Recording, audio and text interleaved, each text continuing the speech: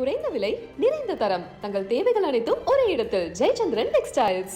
SRW India வழங்கும் தொழில் முனைவோர் கண்காட்சி. இடம் Chennai trade centre, Nandambakkam. KPY Sharath, Vijay Ashik, Sharik நடித்துள்ள ஜிகிரி தோஸ்த் வருகிற டிசம்பர் 22 முதல் உங்கள் அபிமான திரையரங்குகளில்.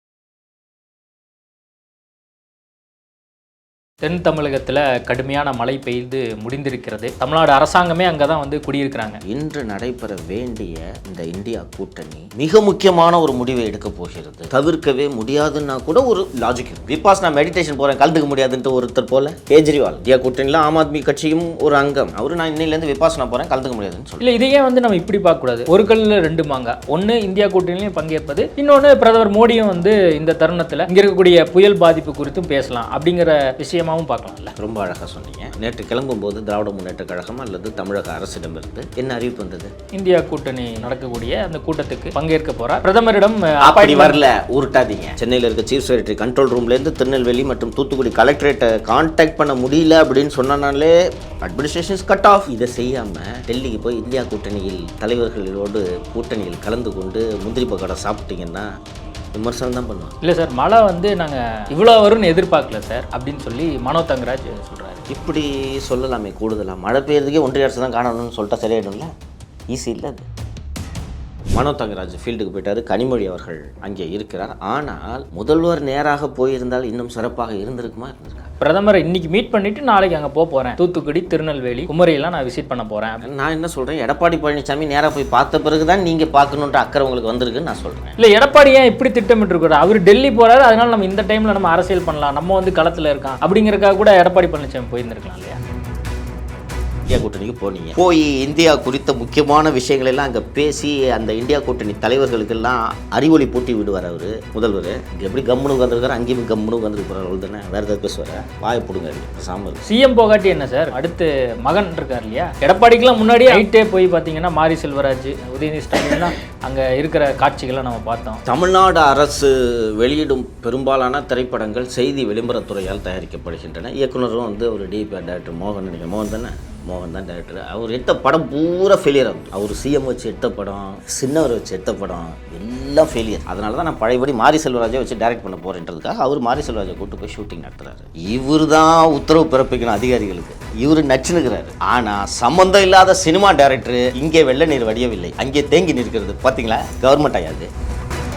உதயநிதி பண்ணுறது அஃபிஷியல் விசிட், கூட ஆஃபீஸர்ஸ் இருக்கட்டும், கூட கூட்டுக்கலாம். இவர் அங்கே அந்த மக்களை மீட்பதற்குள் நாங்கள் ரொம்ப கஷ்டப்பட்டுட்டோம். அங்கே தண்ணி ரொம்ப அதிகமாக. யார் நீ படம் எடுக்கிறதா இருந்தால் படம் எடுக்கிறதோடு இருக்கு.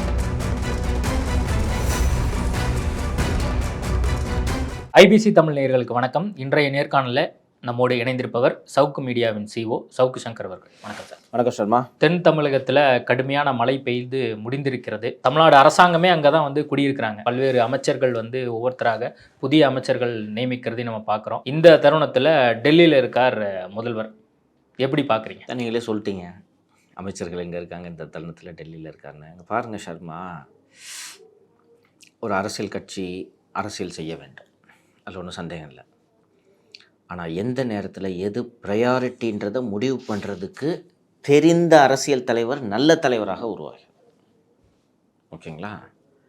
இப்போது இந்த இந்தியா கூட்டணி இப்போது இன்று தானே, இன்றைக்கி தானே கூட்டம். இன்று நடைபெற வேண்டிய இந்த இந்தியா கூட்டணி மிக முக்கியமான ஒரு முடிவை எடுக்க போகிறது. தவிர்க்கவே முடியாதுன்னா கூட ஒரு லாஜிக் இருக்குது. விபாஸ் நான் மெடிடேஷன் போகிறேன், கலந்துக்க முடியாதுன்ட்டு ஒருத்தர் போல கேஜ்ரிவால் இந்தியா கூட்டணியில் ஆம் ஆத்மி கட்சியும் ஒரு அங்கம். அவரு நான் இன்னிலேருந்து விபாஸ் நான் போகிறேன், கலந்துக்க முடியாதுன்னு சொல்லிட்டார். இப்போது திரு ஸ்டாலின் அவர்களுக்கு பதிலாக வேறு யாரும் திமுகவை இந்த கூட்டத்தில் பிரதிநிதித்துவப்படுத்திருக்க முடியுமா அப்படின்னு கேட்டிங்கன்னா நிச்சயமாக முடியும். இல்லை, இதையே நம்ம இப்படி பார்க்கக்கூடாது. ஒரு கல்லில் ரெண்டு மாங்கா. ஒன்று இந்தியா கூட்டணியிலையும் பங்கேற்பது, இன்னொன்று பிரதமர் மோடியும் இந்த தருணத்தில் இங்கே இருக்கக்கூடிய புயல் பாதிப்பு குறித்தும் பேசலாம் அப்படிங்கிற விஷயமாகவும் பார்க்கலாம். ரொம்ப அழகாக சொன்னீங்க. எப்போ கிளம்புனார் சிஎம்? நேற்று கிளம்புறார். நேற்று கிளம்பும்போது திராவிட முன்னேற்ற கழகம் அல்லது தமிழக அரசிடமிருந்து என்ன அறிவிப்பு வந்தது? இந்தியா கூட்டணி நடக்கக்கூடிய அந்த கூட்டத்துக்கு பங்கேற்க போகிறார். பிரதமரிடம் அப்படி வரல, உருட்டாதீங்க. அதெல்லாம் சப்சிக்வெண்ட் டெவலப்மெண்ட்டு. போகும்போதே சொன்னாங்க பிரதமரிடம் நிவாரணம் கேட்க போகிறோம் என்று எங்கேயாவது ஒரு அறிவிப்பு வந்திருக்கு? இல்லை, அதுக்கு முன்னாடி கடிதம் எழுதப்பட்டிருக்கு. அது தனி, ரெண்டையும் கிளப் பண்ணக்கூடாது. அதுதான் சொன்னேன் நான். கடிதம் எழுதுனது தனி, பிரதமரை சந்திக்க போகிறது தனி. பிரதமரை சந்திக்க போகிறார் என்ற செய்தி முதலில் எப்போது வந்தது? அவர் டெல்லி போய் இறங்கின பிறகு தானே வந்துச்சு. நான் சொல்கிறேன், டெல்லிக்கு போன பிறகு தான் இந்த முடிவு, பிரதமர் சந்திக்கிற முடிவுக்கே சிஎம் வந்தாருன்ட்டு நான் சொல்கிறேன். அதுதான் உண்மை. ஃபஸ்ட்டு இவங்களுக்கு அந்த ஐடியா இல்லை. போன உடனே விமான நிலையத்தில் திமுக எம்பிக்கள் தமிழ்நாடு ஹவுஸ்லேயும் விமான நிலையத்திலையும் பிரம்மாண்டமான வரவேற்பு கொடுத்த காட்சிகளை இவங்க தான் வெளியிட்டாங்க. வெளியிட்டோன்னே என்ன அங்கே தூத்துக்குடி திருநெல்வேலி தண்ணியில் தத்தளிக்குது, இவர் என்ன போய் ஜாலியாக கூட்டணி பேசிகிட்டு இருக்கிறாருன்னு சொன்ன உடனே இல்லை பிரதமரை சந்திக்க போகிறேன் அப்படின்னு சொல்கிறாங்க. இப்போது இதில் எது ப்ரையாரிட்டி? இந்த பாருங்கள், கடவுளே தமிழ்நாடு சீஃப் மினிஸ்டராக இருந்தாலும் தூத்துக்குடி திருநெல்வேலி வெள்ளத்தெல்லாம் தடுத்துருக்க முடியாது. நான் ஒத்துக்கிறேன். ஒரு நாளைக்கு 100 சென்டிமீட்டர் மழை பெஞ்சால் யார் என்ன பண்ண முடியும்? ஆனால் தூத்துக்குடி மாவட்டத்தில் தகவல் தொடர்பு முற்றிலும் துண்டிக்கப்பட்டிருக்கிறதா இல்லையா? கட் ஆஃப்னு தானே ஊடகங்களில் செய்தி வருது. கட் ஆஃப் ஆகிற அளவுக்கு நீங்கள் என்ன பண்ணிட்டு இருந்தீங்க? உங்களுக்கு சென்னையில் மழை வெள்ளம் இதெல்லாம் வந்த போதே ஒரு சூறாவளி அல்லது ஒரு புயல் வந்தால், இயற்கை பேரிடர் வந்தால் என்னென்ன செய்ய வேண்டும் என்று தெளிவாக திட்டங்கள் வகுக்கப்பட்டிருக்கின்றனவா இல்லையா? Standard operating procedures in case of disaster management there is a policy and there is also a plan. கரெக்டாக? இது ரெண்டும் இருக்குது. இதன்படி தகவல் தொடர்பு துண்டிக்கப்படக்கூடாது என்பதற்காக ஹேம் ரேடியோ ஆப்ரேட்டர்ஸை புயல் மழைலாம் வர்றதுக்கு முன்னாடியே ரெடி பண்ணி வைக்கணும்னு அதில் இருக்கா? அதையும் செய்யலை. கடந்த வாரம் தானே வட சென்னை மற்றும் தென் சென்னையில் 5 நாட்களாக செல்பேசி வேலை செய்யவில்லை என்பதை நாம் அனுபவபூர்வமாக பார்த்தோமா? அப்போ சவுத்தில் மழை வந்துச்சுன்னா அங்கேயும் இது நடக்குன்றது உங்களுக்கு அரசுக்கு தெரிய வேணாமா? என்ன பண்ணீங்க? சென்னையில் இருக்க சீஃப் செக்ரட்டரி கண்ட்ரோல் ரூம்லேருந்து திருநெல்வேலி மற்றும் தூத்துக்குடி கலெக்டரேட்டை கான்டாக்ட் பண்ண முடியல அப்படின்னு சொன்னாலே அட்மினிஸ்ட்ரேஷன் இஸ் கட் ஆஃப். அப்போது இதை செய்யாமல் டெல்லிக்கு போய் இந்தியா கூட்டணியில் தலைவர்களோடு கூட்டணியில் கலந்து கொண்டு முந்திரி பக்கடை சாப்பிட்டீங்கன்னா விமர்சனம் தான் பண்ணுவாங்க. இல்லை சார், மழை வந்து நாங்கள் இவ்வளோ வரும்னு எதிர்பார்க்கல சார் அப்படின்னு சொல்லி மனோ தங்கராஜ் சொல்கிறாரு. எவ்வளோ வரும்னு எதிர்பார்த்தீங்க சொல்லுங்கள்.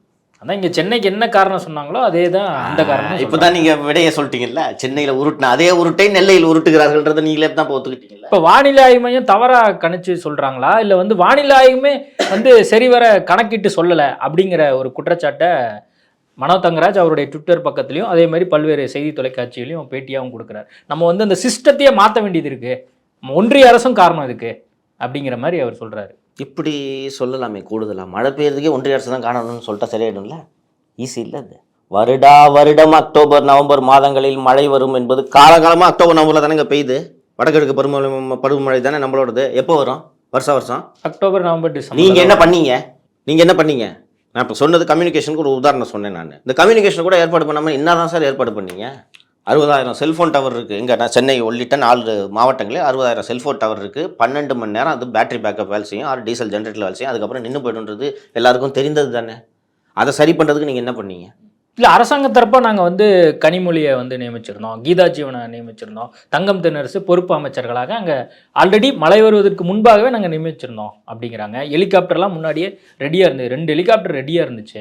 ஏதாவது பாதிப்புனா? சென்னை வெள்ளத்தோடு ஒப்பிடுகையில் தென் தமிழக வெள்ளத்தை அரசு கையாண்டது அவ்வளவு மோசமில்லை என்று நான் சொல்கிறேன். சென்னை அளவுக்கு மோசம் இல்லை. சென்னையில் தான் வாய்க்கு வந்ததெல்லாம் பேசுனாங்க. ஒரு சொட்டு தண்ணீர் இல்லை, 4000 கோடி செலவு செய்து விட்டோம், இப்போ தண்ணி நிற்காதுன்னெலாம் சொன்னாங்க. அதுபோல் இல்லாமல் அங்கே குறிப்பாக ஒரு மனோ தங்கராஜ் அவர்கள் அந்த 90 நாள் கெடாத பதப்படுத்தப்பட்ட பால், அந்த பால் அங்கே மில்க் சப்ளை சென்னையில் அந்த பால் சப்ளை பண்ணல. அண்ட் அந்த பால் தயாரிக்கிற இயந்திரத்துக்கு ஆப்ரேட்டரே போடலன்றதை நான் பிரேக் பண்ணியிருந்தேன், நீங்கள் பார்த்துருப்பீங்க. அது மாதிரி இல்லாமல் பால் சப்ளை அங்கே மேனேஜ் பண்ணுறாங்க. போட்ஸ் சஃபிஷியண்ட்டாக அவைலபிளாக இருக்குது. அண்ட் ஆஃபீஸர்ஸ் ரொம்ப சீரியஸாகவே வேலை பார்க்குறாங்க. ஒரு சிவதாஸ் மீனாலாம் காலையில் 8 மணிக்கே எழுத்துல போய் உட்காந்துக்கிட்டு வேகமாக பணியாற்றி கொண்டிருக்கு. அதனால் நான் இந்த வெள்ளத்தில் அரசு சரியாக செயல்படலைன்றதெல்லாம் நான் சொல்ல மாட்டேன். பட் இந்த கம்யூனிகேஷனுக்கு ஏற்பாடு பண்ணியிருக்கணுமா இல்லையா? டிஸ்ட்ரிக்ட் கலெக்டருக்கு மட்டும் ஆளுக்கு ஒரே ஒரு சேட்டலைட் ஃபோன் கொடுத்துருக்காங்க. அது போதுமா?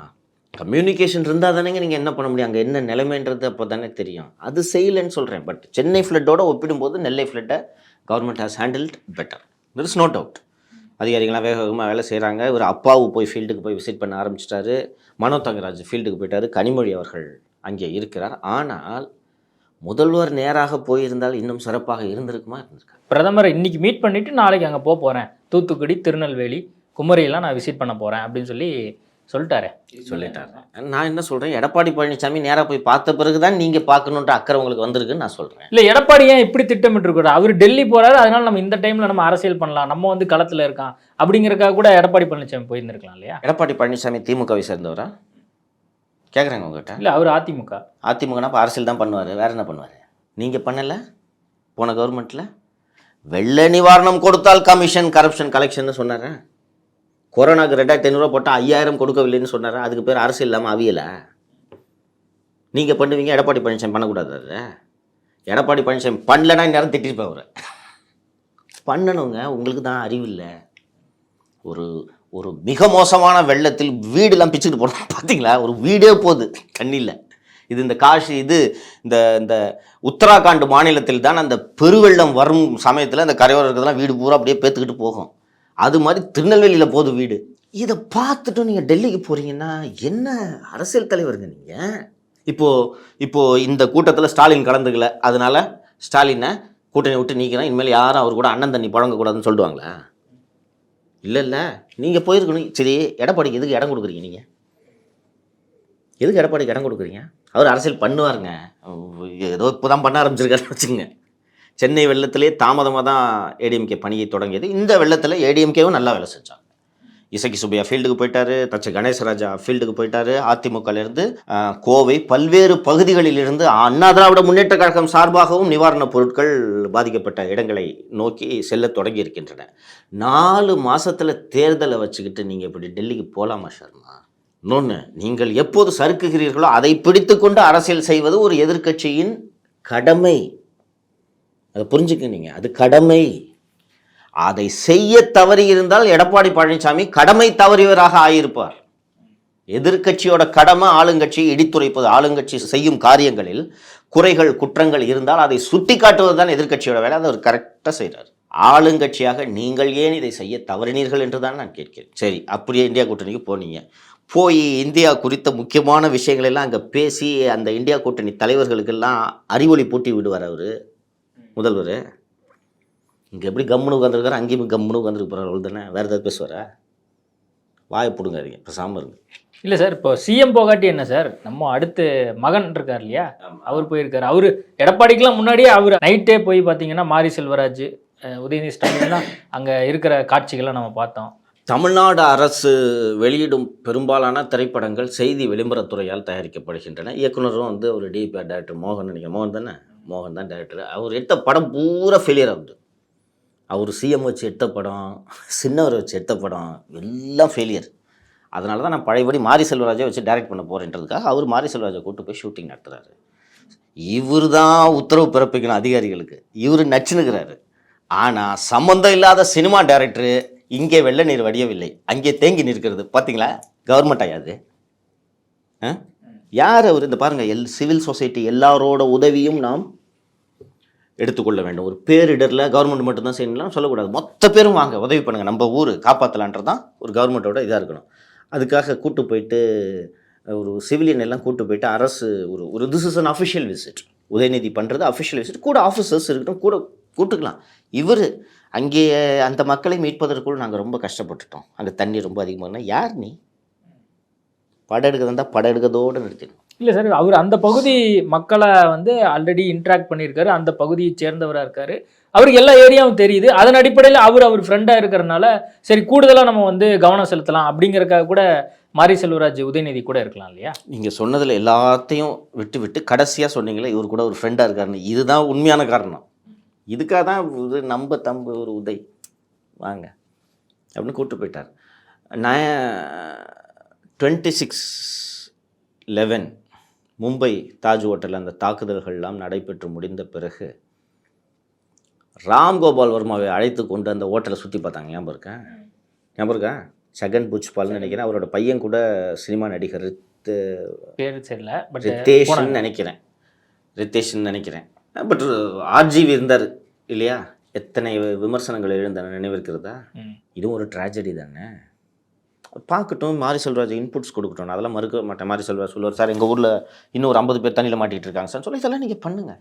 அஃபிஷியல் விசிட்டில் ஏங்க கூட கூட்டின்னு போகிறீங்க? ஸோ சின்னவர் ஈடுபடும் காரியங்கள் எல்லாமே திரைத்துறை தொடர்பாக இருக்கிறது, கவனித்தீர்களா?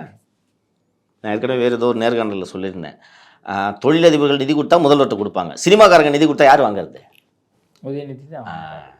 அப்போது உதயநிதி திமுகவினருக்கோ தமிழக மக்களுக்காகவோ அவர் பணியாற்றவில்லை, திரைத்துறையினருக்காக பணியாற்றுகிறார் என்பதை நான் தொடர்ந்து சொல்லி கொண்டு வருகிறேன். நான் சுற்றி பார்த்தா அந்த கார் ரேஸ் நடத்துகிறாங்கன்னு பார்த்தா கார் ரேஸும் அந்த கார் ரேஸ் டீமும் ஒரு சினிமா காரரை வச்சுருக்காரு. ஒரு பேர் என்ன, தெலுங்கு ஹீரோ அல்லு அர்ஜுன் நினைக்கிறேன். ஹைதராபாத் பிளாக் பேர்ட்ஸ் அவர் வச்சுருக்கிற அந்த ஃபார்முலா டீம், அதுவும் சினிமா நிகழ்ச்சி. இதுலேயும் பார்த்தீங்கன்னா மாரி செல்வராஜ் கூட இருக்கார். சினிமா துறைக்கு ஒன்றென்றால் முன்னணியில் சின்னவர் வருவார் என்பது நான் தொடர்ந்து சொல்லி கொண்டு வருகிறேன். இதிலும் அது நிரூபணமாகிறது. ஓகே, அதே மாதிரி ஸ்ரீவங்க ஒரு நிமிஷம், ஒரு கவர்மெண்ட் ஃபங்க்ஷன், ஒரு government event, you are going with officers என்ற அந்த குறைந்தபட்ச புரிதல் கூட ஒரு உதயநிதிக்கு இல்லைன்றது தெரியுதா உங்களுக்கு? மாரி செல்வராஜ் நெருக்கமான நண்பர்கள், தட் இஸ் ஆல் டிஃப்ரெண்ட். மாதிரி நீங்கள் போய் ட்ராவலர்ஸ் பங்களாவில் வெயிட் பண்ணுங்கள், அல்லது ஒரு தங்கும் இடத்துல நீங்கள் போய் வெயிட் பண்ணுங்கள், முடிச்சுட்டு நம்ம பேசிக்கலாம். இதெல்லாங்க கரெக்டு, இது சிம்பிளான விஷயம் இல்லையா? உங்களுக்கு 1000 ஃப்ரெண்ட் இருக்குங்க, ஒன்று சிம்பிளாக சொல்கிறீங்க. உங்களுக்கு நீங்கள் ஐபிசியில் தானே வேலை பார்க்குறீங்க, ஐபிசியில் வேலை பார்க்குறீங்க, உங்களுக்கு நிறைய நண்பர்கள்லாம் இருப்பாங்க. இருந்தாலும் ஒரு ஷோ ஹோஸ்ட் பண்ணும்போது, சார் என் ஃப்ரெண்டு பக்கத்தில் உட்கார வச்சுக்கிறேன், உட்கார வைப்பீங்களா? விடுவாங்களா உங்கள் ஆஃபீஸில்? ஒரு தனியார் நிறுவனத்திலே ஒரு குறைந்தபட்சம் சில விஷயம்.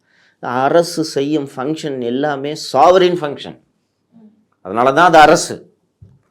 அங்கே சிவிலியனுக்கு என்ன இல்லை,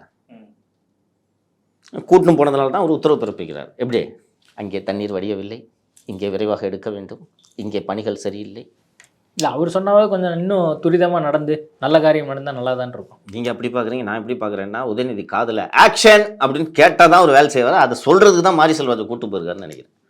அப்படியே ஒரு நம்ம சந்தோஷ் நாராயணை கூட்டு போயிருந்தா அப்படி கொஞ்சம் கம்போசிங்லாம் போட்டு ஒரு பேத்தோ சாங் ஒன்று போட்டிருந்தாருன்னா.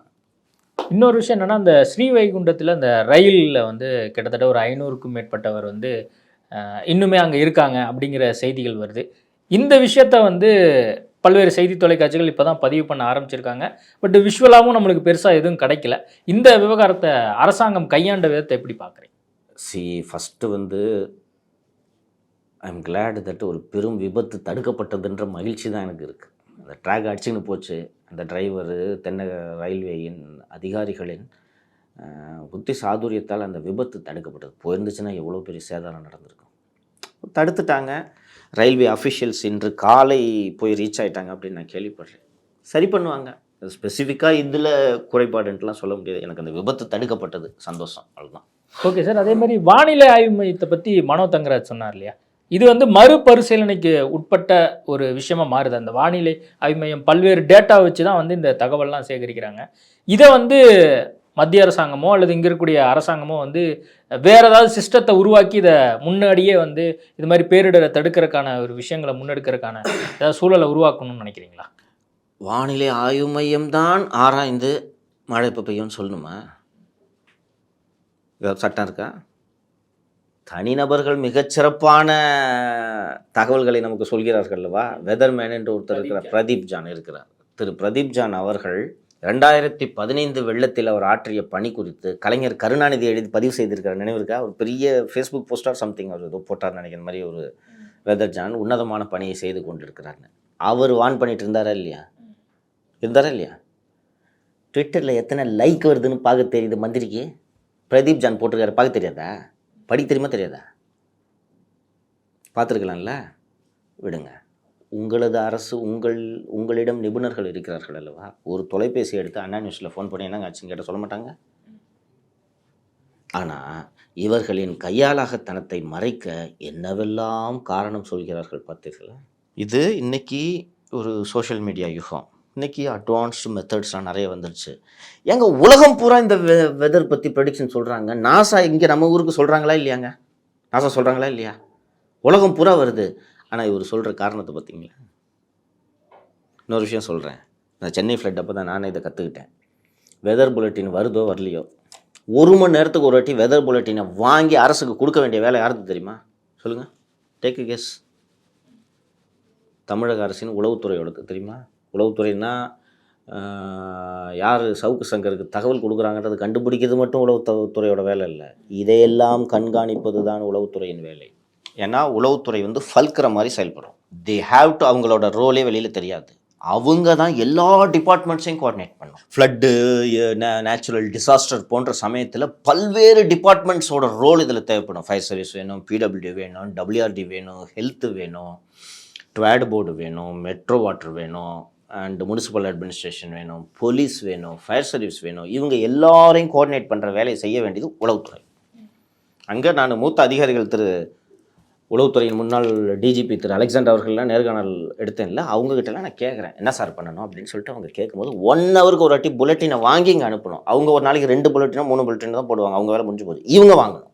இன்னொன்று I am not sure, but இந்த வெதர் ப்ரெடிக்ஷன்லாம் நீங்கள் ஆன்லைன்லேயே பார்த்துக்கக்கூடிய அளவுக்கு இன்றைக்கி ப்ரொவிஷன் வளர்ந்துருக்கு. அவங்க மத்திய அரசே அவங்களோட தளத்தில் வச்சுருக்காங்க அப்படின்ட்டு தான் நான் புரிஞ்சுக்கிறேன். ஏன்னா இது தானே மெஷர்மெண்ட்டு தானே. அந்த க்ளவுட் மூமெண்ட்ஸு, அந்த லோ ப்ரெஷர் இருந்தால் லோ ப்ரெஷரோட மூமெண்ட்ஸ் எல்லாம் லைவ் இமேஜஸ் அண்ட் லைவ் மூமெண்ட்ஸை we can find out from the internet. அது பண்ண மாட்டாங்க அவர். இல்லை, இப்போ எனக்கு என்ன ஒரு சந்தேகம்னா, இப்போ சென்னை ஃப்ளட் அப்போ பிரதீப் ஜானை வந்து முன்னாடியே கூப்பிட்டு ஒரு ஆலோசனைலாம் பண்ணாங்க. இங்கே வந்து கடுமையான ஒரு மழையெல்லாம் வரப்போகுதுன்னு சொல்லி அரசாங்கத்துக்கு தெரியும். அதேமாதிரி ரெட் அலர்ட்டும் கொடுத்துட்டாங்க. அது மாதிரி ஏன் வந்து இங்கே கான்சன்ட்ரேட் பண்ணி ஒரு முக்கியத்துவம் கொடுக்கல அப்படிங்கிற ஒரு கேள்வியும் வருது. இதை எப்படி பார்த்துக்க? அதை விட முக்கியமாக சேலம் மாநாடு இருக்குல்ல, ஒத்தி வச்சிட்டாங்க சார். அதான் தான்யா உங்களெலாம் வைத்தறிச்ச. சின்னவருக்கு முடிசூட்டு விழா நடக்கிறத பார்த்து உங்களுக்குலாம் காண்டு எல்லாம் சேர்ந்து வயிறஞ்சிக்க போச்சு. பாவம் எவ்வளோ ஆசையாக ஏற்பாடு பண்ணார். பொங்கலுக்கு டெப்டி சிஎம் ஆகலான்னு ஏற்பாடு பண்ண கெட்டு விட்டிங்களா? 2வது முறை இது மாதிரி அது ராசியில் பாஸு சர்வநாச யாகம்லாம் பண்ணாங்க. தொடர்ந்து தட்டிக்கினே போகுது. பொங்கலுக்கு வந்து இவங்க ஏன் பொங்கலுக்கு பிறகு பொங்கலை ஒட்டி வந்து இந்த முடிசூட்டு விழா பண்ணலான்ட்டு இவங்க நினச்சாங்கன்னா மார்கழி மாதம் பீட மாதம், அது நல்ல காரியம்லாம் செய்ய மாட்டாங்க. அதனால் அப்படி கணக்கெல்லாம் பார்த்துட்டு டிசம்பரில் இளைஞரணி மாநாடு, அடுத்து எலிவேஷன் பிளான் போட்டாங்க. போச்சு. கார் ரேஸ் நடத்தலாம்னு நினச்சாங்க, அதுவும் போச்சு. ஓகே. அதேமாதிரி பிரதமரை சந்திக்க போகிற சிஎம் ஆல்ரெடி வந்து பார்த்திங்கன்னா 5000 கோடி கேட்கப்பட்டது, அதில் 450 கோடி தான் வந்து கொடுத்துருக்குறாங்க. அது மட்டும் இல்லாமல் 12000 கோடி வரைக்கும் இப்போது வேணும் அப்படின்னு சொல்லி ஆல்ரெடி சென்னை ஃப்ளட்டுக்கு வந்து கேட்கப்பட்டிருக்கு. என்ன பேச போகிறாங்க பிரதமர் மோடியோட? என்ன பேச போகிறான்றது அவருக்கும் தெரியாது, மோடிக்கும் தெரியாது. என்ன அதிகாரிங்க சார் இதை போய் அப்படியே படிக்கன்னு சொன்னால் படிக்க போகிறார். இப்படி தானே சிஎம் இருந்துட்டு இருந்திருக்காரு இவ்வளோ நாள். இப்போ மட்டும் போய் யோசிச்சு சார் நீங்கள் பண்ணுறது இது சரியில்லைன்னு பேசிட்டு வர